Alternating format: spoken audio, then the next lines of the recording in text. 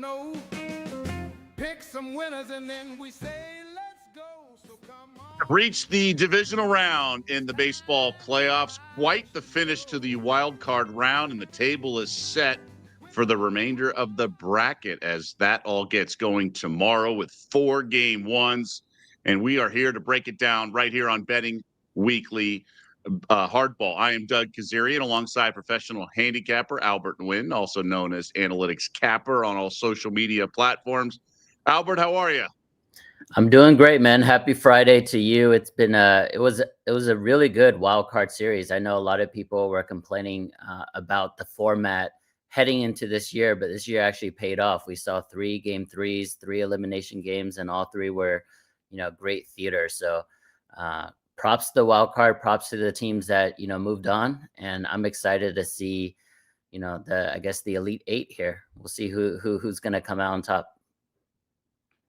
Okay, yeah, I think it was awesome, and we talked about it going. It's only been a couple of years, so I was curious if the team that lost game 1 would eventually lose game 2, and 3, and it finally happened. Yankees were the team that did that after losing game 1, so they are the first team in this brief era of these 3-game series at one ballpark where a team lost game 1 but still advanced. So I finally lost. I've been on a heater though, Albert. So 28-1 Nice. over the last 14 shows. So 12 games above 500. One of those losses was Red Sox series price at plus 155. Chris Massaro did a wonderful job breaking down Connerly Early's props. We laddered it up. A lot of positive feedback from various people who tailed, and that's exactly what we love to see. So that is awesome to see. Great breakdown. Hey, we should have also laddered Schlittler's props, and he had a ridiculous outing shutting down the Boston Red Sox. Hey, just a reminder, if you like what you hear on our shows, sign up for our newsletter, get exclusive tips and the free Insider magazine. Sign up for free at bettingweeklystudios.com. So as I mentioned, 4 game ones tomorrow. The teams that had the bye in the first round, we will get to see them for the first time in this postseason. They're able to structure their starting staffs and things like that. Before we get into the series prices, anything from the futures market that stands out? Because I've come around. There is one team that has caught my eye, and it's the Mariners, but it's only 6-1. I'm hoping I can get a better price at some point. Maybe they lose game 1 of a series, but I think people are sleeping on them. They were a little anticlimactic until the very end where they had the huge winning streak and everything. But I don't think people are realizing how worthy this team is of winning it all. Yeah, I mean they ended the season getting swept by the Dodgers. It was 3 meaningless games. They had already clinched the AL West, and they lost against those 3 games against the Dodgers. But you mentioned it. Prior to that, they were the hottest team in baseball, and that includes the Cleveland Guardians.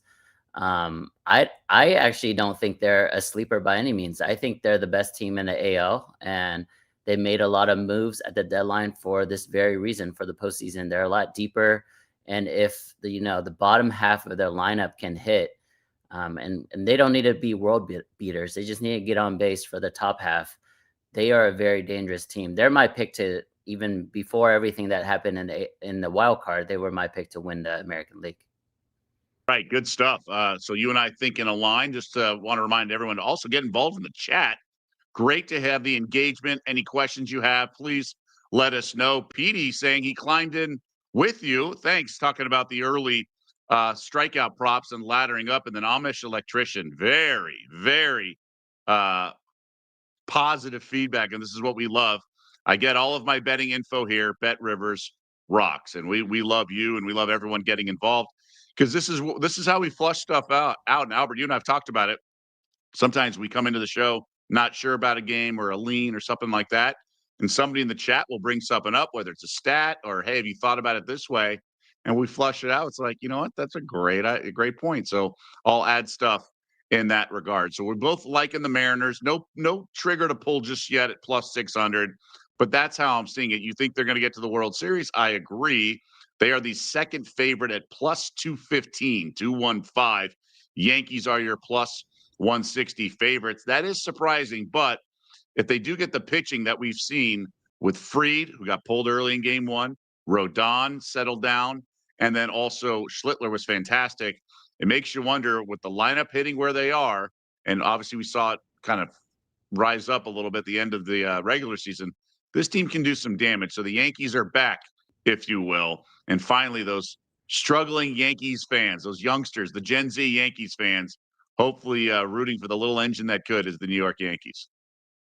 And it's a tough team to hate, to be honest. Like, you know, they're known as the Evo Empire. They won so many championships 20, 30 years ago. And I think the fact that they've gone through so many growing pains, in my opinion, Doug, makes me like them a little bit more, makes them a little more likable, in my opinion. So it's cool to see them here, you know, in contention. They have a great team. The only thing that, in my opinion, is holding them back, and it's been like this for a few seasons, is Girardi, is their manager. I just don't have the confidence that he's going to make the right decisions, you know, whether it's the division series, the championship series, or the World Series. Yeah, obviously he caught a lot of heat since he's really taken over, whether it's be the bad defense at times, the pitching move to pull Fried in game one. You know, last year in the World Series, the errors. They don't love him in the Bronx, but obviously, you know, look, he's Aaron Bleepin Boone. He delivered the big hit against the Red Sox many years ago. That was the last time they beat Boston in a playoff series. And so now that he did it as a manager, and he comes from baseball royalty with his dad and brothers. So it would be a cool story if he was able to get it done. You're not going to fire him after he goes to the World Series last year and loses to the Dodgers, who just were so awesome. Although the grand slam in game one certainly set the tone by Freeman. Hey, we got a bunch of other promotions going on right now. Players can log in each Sunday of the promotional period for a 33% profit boost to use on any Sunday Night Baseball same game parlay. And that is Sunday. We have 2 game 2s, but we have 4 game 1s tomorrow. So let's get into it. Marquee series, I would think, is in the NL with the Phillies hosting the Dodgers. Shohei Ohtani gets the ball in game 1. He also is the leadoff batter, raking over 50 dingers. Really, I don't want us to get desensitized as a baseball fan base, just how impressive what he's doing is. But here are the Phillies, like I said, able to structure their lineup, and they give the ball to Christopher Sanchez. He's dynamic pitcher, but he's not unhittable. He's not in the running for NL Cy Young or anything like that. Phillies are the rightful favorites, but it is going to be interesting to see if, you know, the rest thing that we talk about, all that stuff. So Phillies are series favorites. Dodgers are the World Series favorites. But I have no play. I hate betting game 1 after a several day layoff. And I do wonder, like, I wish it was colder weather in Philly, because that would, I think, disrupt the Dodgers timing at the plate as well. Yeah, the Dodgers bats are getting hot at the perfect time, right? They're breaking it, to be honest with you. It's actually really cool to see Ohtani pitch and then sprint to the dugout, change and put on his gear and then go out to bat. Like it's actually really funny to watch. With that said, though, I just can't back this Dodgers bullpen. I know they took care of business, you know, against the Reds, but this is a different beast going up against the Phillies. They had just met, right? For those who follow the regular season really closely, they just met a couple weeks ago, and the Phillies kind of dominated that series. It took a lot of wind out of the Dodgers' sail until, you know, their series against Seattle. So I don't know. Like I feel like the Phillies are the rightful favorite here. Just like I think I think they are good enough to get it done. It's all going to be on the shoulders of their superstars, right? We know how good Schwarber has been. We know how good Bryce Harper is. But if they can continue to produce in the biggest stages under the biggest lights, because we know the Dodgers will. We know Mookie, Freddie, and Shohei is going to perform well. Like they don't worry about the stress. They don't worry about the tension and the pressure. So it's up to the Phillies to kind of deliver. They have the team to beat the Dodgers. I think they're undervalued. Everybody's looking at, you know, the star power for the Dodgers. The Phillies are, you know, they're not a second fiddle, in my opinion. Just quick clarification. The Dodgers are favored on the series price. So Okay. that is something to keep in mind. But Phillies favored in game 1. Series price is, in fact, Dodgers minus 125. And also should remind everyone that all these division series are best of 5. There's also a prop bet you can make a couple other prop bets for the series. Over under 4.5 games. Under is minus 195. So the over is plus 450. Does this series go the distance at plus 150? I think it's a tough read. We don't know how the rust is going to factor in. We don't know how bad the Dodgers bullpen is going to be. You can also do an index bet with the exact number of games played, all plus money. Exactly 4 games, 5 games, and plus 300. 5 games would be a nice payout at plus $3. That'd be nice. Just go to game 5. I'm going to cash a plus 300 ticket. I just need the game to be over. But it's you don't need to say a specific team. Now, I mentioned the bullpen. So just to get a grasp of this, and I've talked about the past week, and it's going to be interesting to see the splits. But the Phillies, the money line for the game is minus 124. For the first 5, minus 121. So if you like the Dodgers, don't you have to bet first 5 minus 110 instead of plus 104? Yeah, absolutely. There's no way that you can, put your hard-earned money on that bullpen. And we've seen, so usually, right, the old adage with postseason baseball is pitching wins, right? Pitching and defense. This is going to be, if the Dodgers somehow get it done this year, it's going to be the exact opposite. It's going to be a fully offensive, assault. Outside of, Blake Snell pitched well. Obviously, Yamamoto pitched well. But for the most part, they're leaning on their bats. And it's hard for me to back that from a money perspective until it happens. It's kind of like Charles Barkley in the NBA. A jump shooting team is never going to win the championship. And then the Warriors won basically the entire decade, right? And it wasn't until then where we kind of changed our mindset. And maybe this is a seminal moment here in baseball where the Dodgers just have so many bats here that they can overpower the other team. But if you look at the pitching matchups, you can almost say the Phillies have an advantage in almost every game. Even in game 1, I know Ohtani's a huge name and he's super talented. You're talking to the biggest Ohtani fan out there.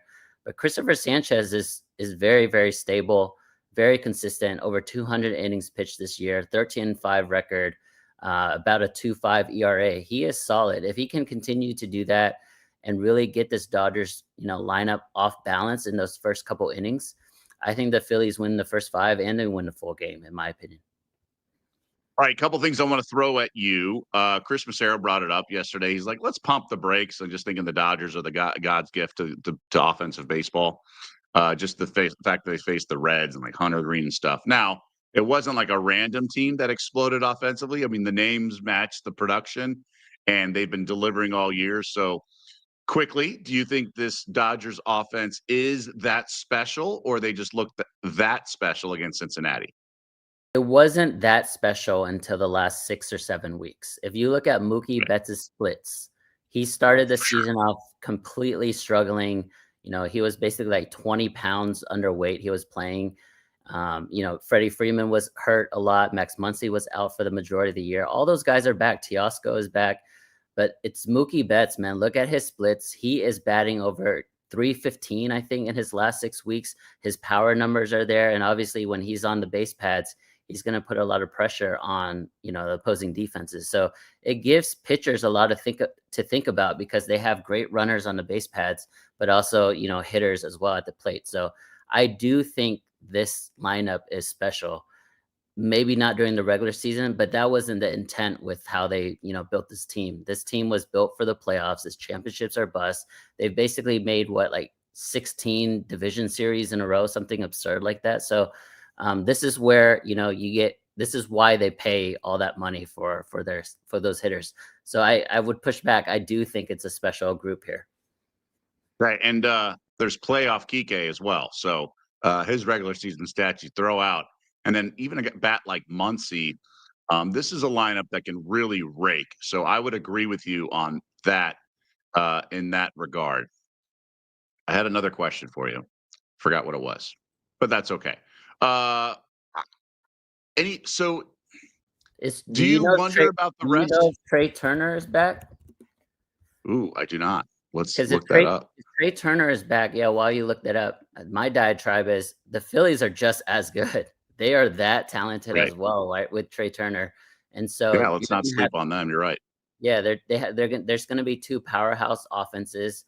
If you think the Dodgers may have 1 or 2 points ahead of the Phillies there, I mean, the pitching advantage will more than make up for that. So that's why I like the Phillies.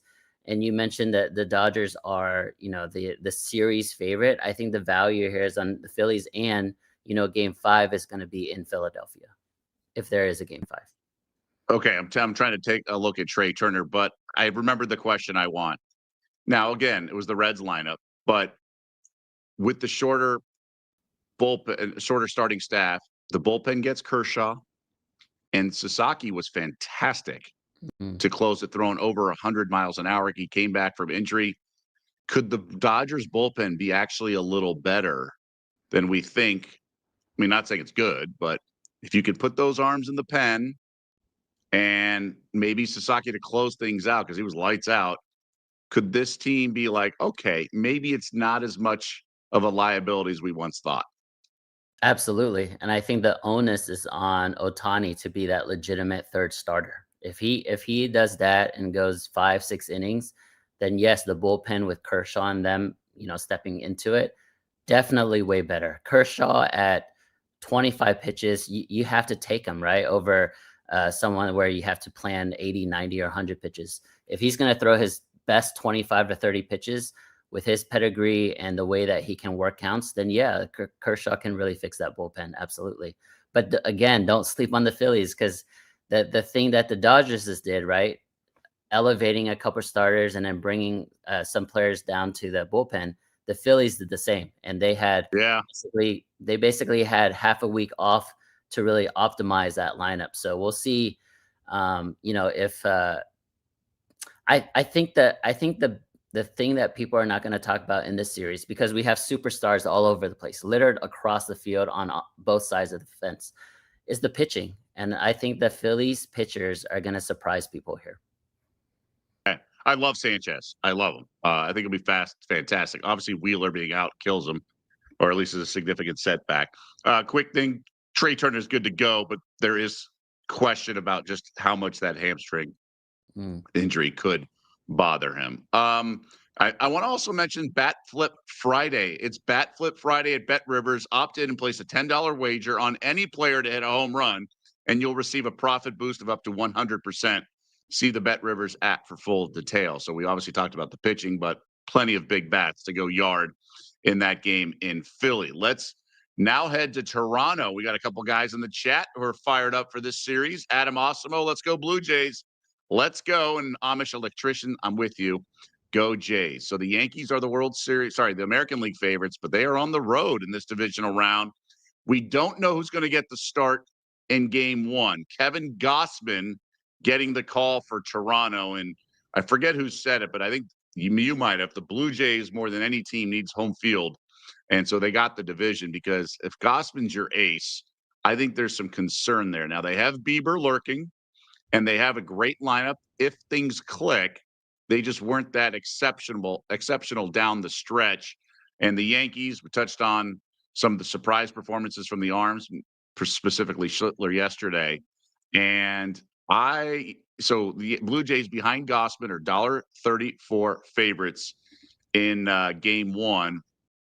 And in terms of the series, I would imagine they are slight favorites, and I'm looking that up right now. And the Yankees are the favorites at $1.67 because they have their aces going with Rodon and Fried. So the pendulum will switch back towards New York. So you think this has to be a must win, right, for Toronto?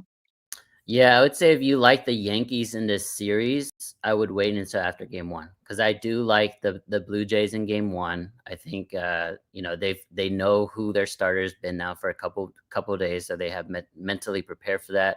It's also first playoff game in that building. It's going to be rocking.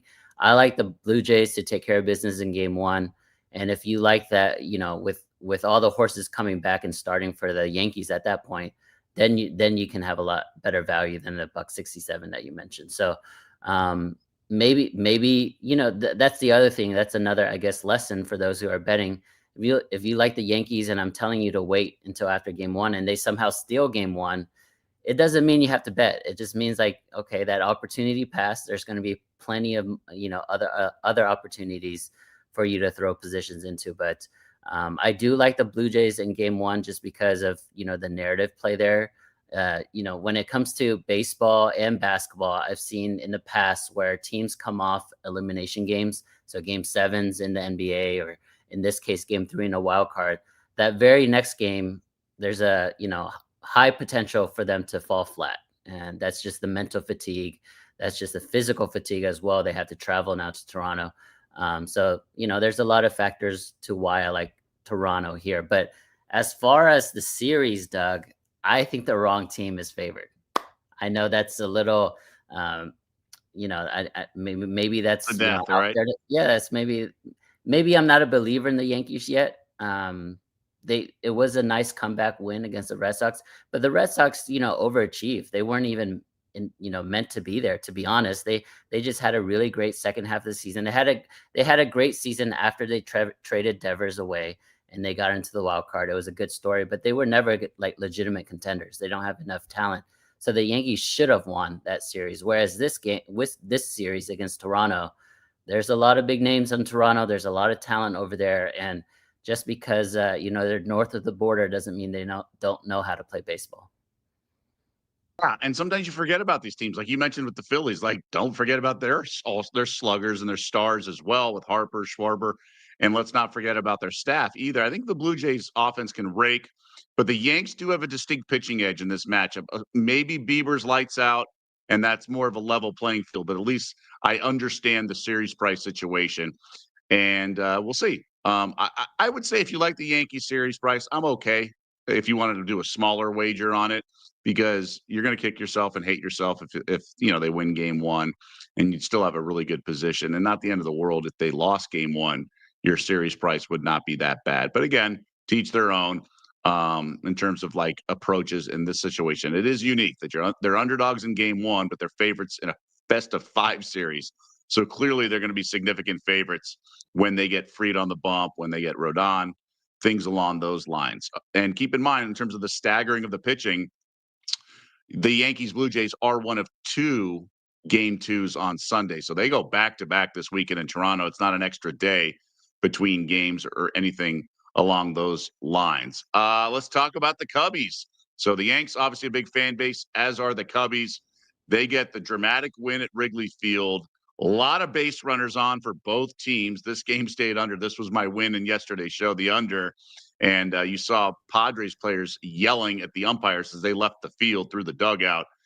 Cubs, we don't know who the starter is going to be for tomorrow's game one, but Freddie Peralta gets the ball for Milwaukee, which was a absolute beast in this regular season. The Cubs had this division lead early on, and then the Brewers finished with the best record in all of baseball. So impressive work. They have home field throughout as long as they remain in the playoffs. In terms of series prices, the Brewers are in fact favored here. They have, but not huge. It's only $1.22 here, but they are big favorites with Peralta in game one. And again, another undecided starter. We see this a lot with the quick turnaround, 3-game series into Milwaukee's had rested and got their lineup or the starting staff ready.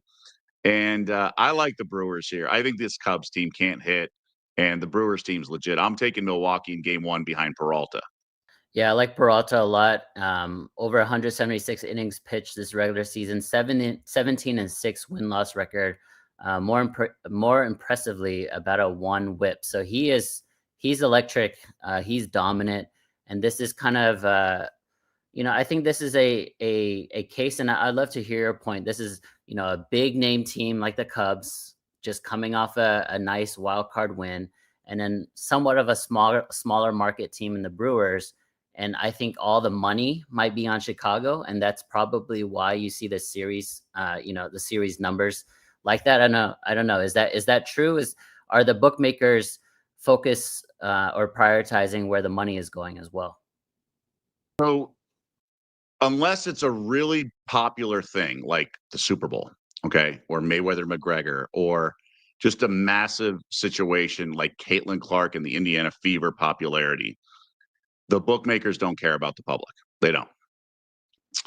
Because all they care about is sharp money, because the sharps will bet and they'll go back into their holes like I say, and then only come back up for air when they see a mispriced line, whether it be a point spread, a series price, whatever. So if the public wins, they don't care because the public will just bet the next game or, and if the house is getting, let's just say it's a point spread and the house is getting plus 110, they don't care. They know the math is in their favor. So the sharp money is when the math is not in their favor, and that's what they're concerned about. For example, on a roulette wheel, if there's a big bachelor party and there's like 8 guys all betting like red, different increments, so that's why they didn't just put one stack together. And the house knows they have the edge with all the black numbers and then the 2 greens. They're not going to sweat if the wheel goes 6 times in a row because they know for a fact the math is in their favor. Now, that's cleaner math than a point spread and whatnot, but they're not worried about when the pie chart's like 85, 95% towards one side, as long as the sharps aren't betting. If the sharps bet, then they move because those are flagged accounts, and not flagged like they're doing anything wrong, but they're noted accounts they respect. So the public, they're not worried about. All they're doing here, at least with the opening series price, is they're doing the projected money lines of all the matchups and the chances we see games, 4 and 5. So that's all it is. Like we talked about the Yankees series. Clearly, the Yanks are going to be big favorites in games 2 and 3 after game 1, and that's why they're favored for the series, but not game 1. And that's all it is. The projection, the home field, all that. Now it could move, an injury could occur, something really bad happens to like a best player or something like that. That'll change things. But that's all it is. Unless, again, it's a super popular event and there's a wave of money, then usually these sportsbook and odds makers get a call from upstairs and says, hey, I don't want this kind of liability on one game. That's why there's table maxes in roulette. You can't come in and bet 10 million on one spin, right? Yes, the math is in the favor, but it's not 99% in their favor. It's only a little bit, right? So that's why they have a table max, because they want to do the death by 1,000 paper cuts. Yeah, so I knew that. I'm glad you explained that, to our I viewers, hope I because did. because this is a very weird scenario if you think about it. Brewers, they have home field advantage. They're heavy favorites in game 1, but they're shorter favorites in the series. That's actually very, very interesting because that's opposite of that, that Yankee scenario, because the books Right. expect the Brewers to completely win. So they're up 1-0 with game 5 at home in their bag. They're basically expecting the Cubs to win 3 of the next 4 games, after game 1, which is a lot, which is hard to do. I know, it's the return of Craig Counsell coming back to Milwaukee. There's that storyline as well. But I think this is a very interesting, dynamic in terms of the math behind it. Yeah, and it would make a lot more sense if Cade Horton was an out, right? It would be like, well, the pitching edge for the starters is so in favor of Chicago, but it's not. Now they do have Boyd and Imanaga and Tyone waiting, and I don't know who has Milwaukee has, like Priester, I guess. Chad Patrick, Mizorowski's been super shaky. So that is a good observation and good catch by you. It's all starting pitching in this case, much like the Yankees was, but Chicago doesn't have the aces looming because Horton's out. So yeah, they have some nice guys, but I'm with you. I think this Milwaukee team's a little underappreciated, and maybe the public money is there. Maybe it is a little bit skewed. I just don't think that's typically the case. But at least they set it based on the math, and then the market will dictate a lot of it. But yeah, the days of Dallas Cowboys getting sort of influenced and all that, kind of like the popular fan bases, we're not there anymore. So the Cubs, not really in that regard. So I like the Brewers as my first official play here, minus 152, and frankly, I'm going to add them on the series price minus 122. I just think I'll won't be pretty, but I'll go to war with the Brewers starting staff, because I do think the Cubs staff doesn't really impress me. But the Cubs staff did get it done. I just think the Padres lineup was that bad, and that's why we saw unders in both of those. Let's wrap things up with Seattle, the team that you and I are earmarking to come out of the American League, hosting the Tigers. And congrats to the Tigers for picking themselves off the mat and coming together. They got Scooble, obviously, in game 1, but this offense and everything, they could have been left for dead given how they collapsed and gave the division to Cleveland. But obviously, Detroit bounced back, and they're in the division round now. So good on them here. Now, Mariners, big favorites in game 1. And it's certainly understandable. They're at home. They have the pitching edge, you would think, in this series. The problem is we just don't know who's going for game one. It's unannounced. For the Tigers, I don't think they're going to throw Skubal. Again, he just pitched on Tuesday. So for him to pitch Saturday, he could go, but game two is just as important as game one. The only advantage is if you get Skubal, then you get to use him on short rest later in the series, more likely. But I don't think they're going to throw Skubal. They could. They could. I mean, having 3 full days off would be interesting. But the nice thing is these two teams play a game two on Sunday as well. So you'll get Skubal on full rest in game two. So that's why the Mariners are such big favorites. They're not expecting Skubal to go. Seattle has some really great arms over there. Castillo, Gilbert, Wu. I think Wu had an extra a day off the last week, so he's going to be a lot better. Yeah, we agree on the fact that we like Seattle and we love Seattle in this series. But let me make an argument for Detroit. Detroit's basically been in this playoff mode for a week and a half, so they're battle tested, they're hardened. They've played close games basically the last week and a half, so they know what it takes. And, all the pressure here is going to be on the favorite, right? They have home court advantage. They have the better team. Obviously, we talked about their arms, and if their batters are hot, like they have a really, they can put up crooked numbers on any night. It's the inconsistencies that people get frustrated about with Seattle. But when they're hitting, they can easily, score 6, 7, 8 runs in an inning. So they have that pressure. They have that, expectation. Whereas Detroit at this point, they got through Cleveland, which was crazy, right? Because they had to just endure through so many different things there. Not only the wild card series, but the series right before that to end the regular season. I kind of feel like they're happy to be here. And when an underdog is on the road and playing free, and we see this throughout all different types of sports, sometimes they just they make an upset or they shock the world and they play well. So there is a fighting chance for Detroit. And anytime you have Skubal as your ace, you're going to have a fighting chance. But Seattle here is superior in almost every facet of the game. So it's hard to not love Seattle in this one. Raise a good point with playoff mode activated for the Tigers. I mean, what they did with that Cleveland bullpen, that Cleveland crowd, I think Seattle's going to be equally as electric. But give the Tigers credit; they came up with some big hits. Their bullpen got out of some jams. I have a feeling it won't be a punt of game one, but I think they're going to look to come out of this weekend 1-1 with Skubal going game two. I bet this could be a blowout in favor of the Mariners. I'm going to add Mariners run line here. I think the crowd will be ready. Funky things have happened, all that, but I'm going to go -1.5 plus 112. Now, obviously, lower totals, tough to lay run line, but I think Seattle is going to be really solid here. So I'll do the run line plus 112. I think if you're managing, calling the shots in Detroit, and he used his lefty couple in, I think he's gonna let those guys rest and just be ready to rock. Go Skubal for 7 or 8 innings. Try to get a scratch and crawl your way to a win against this Mariners lineup and the staff. 3-1, 3-2 win. Try to get the hell out of Seattle 1-1.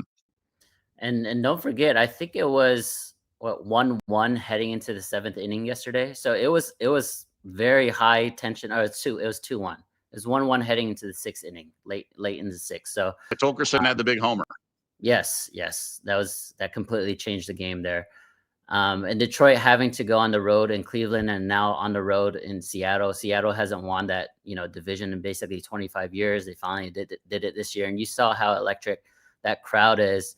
The final series of the season for Seattle was LA, and it was really just a celebration. They rested everybody. The fans still came out and supported their team. I think you're right. I think we're going to see a really rocking atmosphere tomorrow night in Seattle, and I don't think the Tigers bats are going to be ready for that. So my official play on this game is going to be the Tigers team total under. I like Seattle's arms here. I think they're going to get the job done.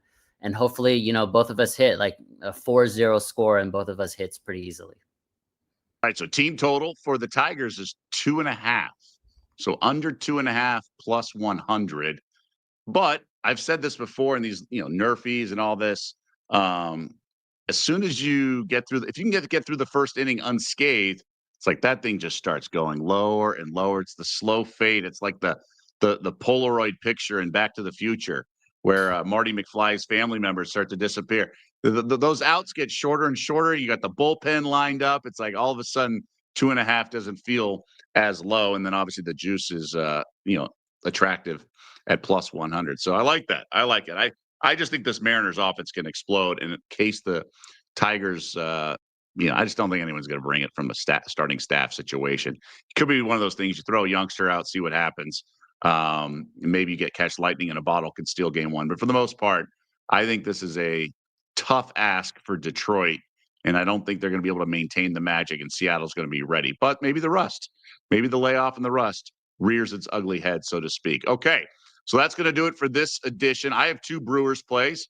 I like Brewers in game 1, minus 152, and the series, minus 122. I'm also laying the run line, plus 112 on the Mariners, and Albert's going under 2.5. Team total on Detroit in game 1 of that game tomorrow night. And remember, 2 games are also game 2s on Sunday. That's the Yankees series with the Blue Jays, and then this Mariners Tigers series as well. All right, that's going to do it for this edition of Betting Weekly Hardball. Great stuff, as always, from everyone. We always appreciate the chat and those getting involved. Amish electrician, like the reference, McFly with some exclamation marks. That's what we try to do, a little bit of everything on this. So for Albert Nguyen and everyone behind the scenes who does such an awesome job, I'm Doug Kezirian. Best of luck with your wagers all throughout the weekend, and we'll see you back here next week.